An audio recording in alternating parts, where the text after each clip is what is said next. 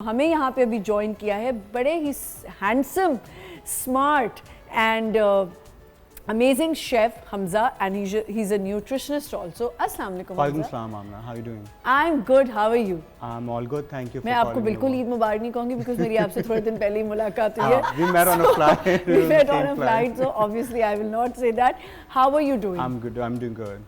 आज के शो के लिए आप प्रिपेयर्ड हैं क्योंकि बिल्कुल। आपका जो डिपार्टमेंट है ना वो सबसे ज्यादा सफाई मांगता एंड है। आई थिंक सबसे ज़्यादा कैची है फॉर अ रीज़न, क्योंकि कोई भी खातून के घर देखना हो तो उनका किचन सबसे पहले देखा जी, जाता है, बिल्कुल, if I am not wrong. तो आई थिंक ये टर्न चेंज होना चाहिए। अच्छा, मैंने मुस्लिम रजा साहब से भी पूछा था बिकॉज आप लोग मर्द हजरात जो हैं कुछ थोड़े से डिसऑर्गेनाइज्ड होते हैं। आर यू डिसऑर्गेनाइज्ड और you are very organised with your cupboards and everything? Well I was, but since I am in this field so I have to maintain it. क्योंकि दूसरी बात ये होती है ना, क्योंकि बहुत सारे इंग्रेडिएंट चीज़ें आपको मैनेज अगर सही से नहीं रख सकते सो फिर आप सोचते रहते वो कहाँ रखा है, बिल्कुल, और वो फिर मिलेगा नहीं। तो फिर then you will be strictly finding it out कि कहाँ पे रह गया, कहाँ पे रह गया। तो उससे आपका टाइम वेस्ट होता है, और किचन पे प्रोफेशनली आपका टाइम वेस्ट नहीं हो सकता। सही। सो बहुत इंपॉर्टेंट होता है कि चीज़ें ऑर्गेनाइज हो, सही और साफ सुथरे तरीके से रखी भी हो। तरीके से हो। रानी आपा की पोतियों की बात हो रही थी, मुझे याद है रानी आपा, आप फिक्र ना करें। मेरी जो ग्रैंड डॉटर्स हैं वो हैं 2-2.25 साल की। ठीक है। मुझे क्रिस्टल का बहुत शौक है। क्रिस्टल्स का? हाँ, बहुत ज़्यादा। मेरे ड्राइंग रूम में बहुत हैं। और देखिए क्रिस्टल इतना महंगा है कि उसमें मतलब मैं सबकी जान होती है, औरत की खास तौर से। हाँ बिल्कुल, अपने चाहे जैसा भी डेकोरेशन हो ना उसमें जान होती है। और क्रिस्टल इतने एक्सपेंसिव होते हैं कि जाहिर है कि उसमें खुसूसी तौर पे जान होती है।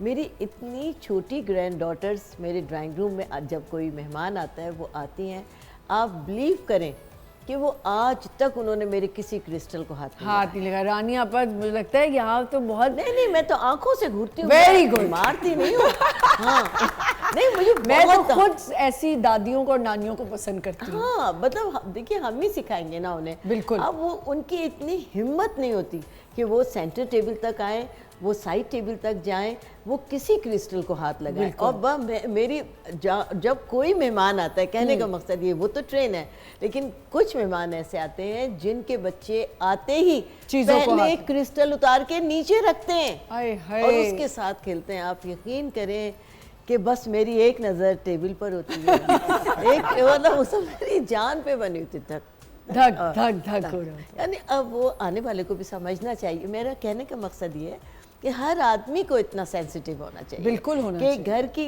एक एक चीज़ में औरत की जान होती है, बिल्कुल उसने खरीदी भी होती है।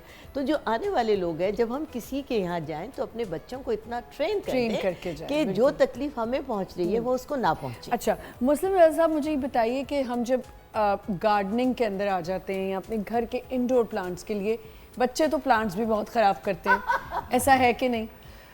देखें, इसमें नामना मेरा एक बड़ा इस पर स्टैंस ये है कि अगर हम ग्रास रूट से बच्चों की तरबियत करें, जैसे अभी रानी ने कहा, बड़ी अच्छी बात कही।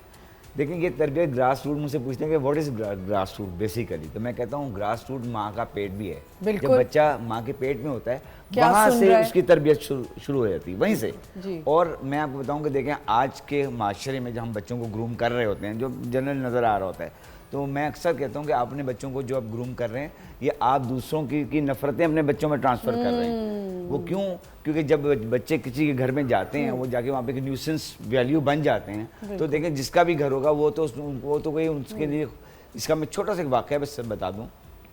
जब मेरी शादी हुई तो माई वाइफ इज़ बड़ी, उनको शौक़ था कि मुझे हाला से, हम जब गए वहाँ पे हनीमून के लिए तो गाड़ी में उन्होंने हाला के बड़े बड़े वेज लेकर आए। अच्छा। तो जब हमने अपने घर में उसको रख दिया तो ऐसे ही एक हमारे कोई मिलने वाले आए, तो उनके छोटे छोटे बच्चे थे। सबसे पहले आए, उन्होंने आगे पर्दे से यूँ करके एक स्विंग लिया पर्दे से, तो मैं भी देख रहा हूँ, वो भी देख रही हैं।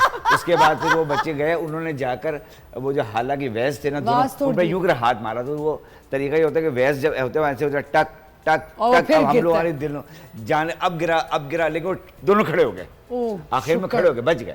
उसके बाद वो बच्चा मेरे वहाँ पे चला गया कॉरिडोर में, जहाँ मेरा बर्ड एनक्लोजर था, तो वहाँ पे कुछ मेरे अफ्रीकन ग्रे पैरट्स वाला भी थे।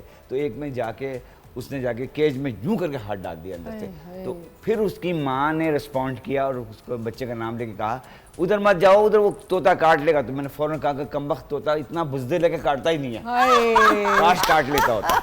जबरदस्त।